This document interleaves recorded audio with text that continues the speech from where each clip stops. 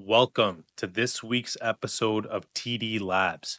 This week, in my journey to the NFL, I sat down with NFL Network's Daniel Jeremiah, top analyst and host of Move the Sticks. We talked about Tyler Warren, Ashton Jeanty, the Dallas Cowboys picking at number 12. This is a jam-packed video. I'll upload the 3-hour session later this week.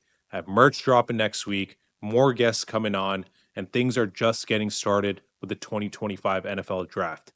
Tune into this week's episode, and I'll see you guys again next week. Daniel, thanks so much for taking my question. I'm a small content creator for Canada, trying to get draft news to more Canadians. I got a two-parter here. Really, the first one is I've done some research, and I haven't seen I've seen Tyler Warren ranked top 5 and Loveland ranked top 7 in your top 100. Haven't seen tight ends since probably Bowers in 2024 and Pitts from 2021 ranked that high. What do you say about Tyler Warren? That's his X factor, and is Rob Gronkowski a little bit of a far off player comp in terms of what he can be if he's to hit his ceiling? And the second part is here. This is a Dallas Cowboys focus question.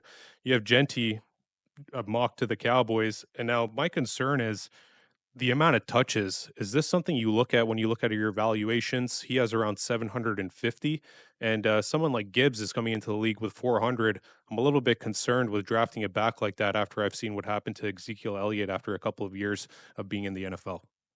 Sure. Good questions. I'll start with the tight end stuff here.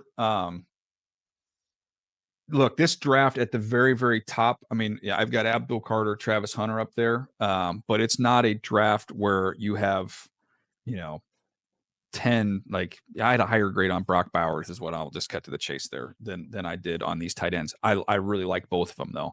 We don't have quite the same top end depth that we've had in years past, but Tyler Warren is my 5th overall player because his mixture of just size, physicality. He just walls guys off. He looks like a billboard rolling down the seam. He's enormous. He's got a huge catch radius. He is so physical and tough with the ball in his hands after the catch. They use him, on the Wildcat stuff and use him as a runner and do those different things because he's a really hard guy to get on the ground. I look at tight ends and you kind of look at the Gronk tree and the Kelsey tree. Like if you're stylistically the difference between those two guys, I think it's well represented in this draft where you've got Tyler Warren, who represents more of the Gronk type, who's going to be better on the move, crossers, seams, get the ball in his hands and make people tackle him.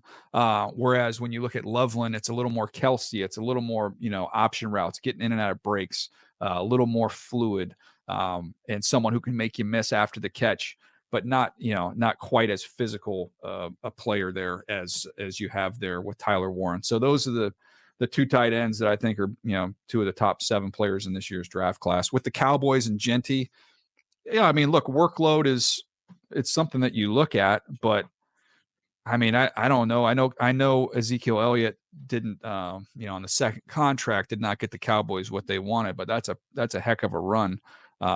I don't know how many teams would be disappointed with that type of impact if they were to get out of a draft pick, to have that type of elite player, even if it's for a handful of years, I think would constitute a great pick. Thanks so much, Daniel.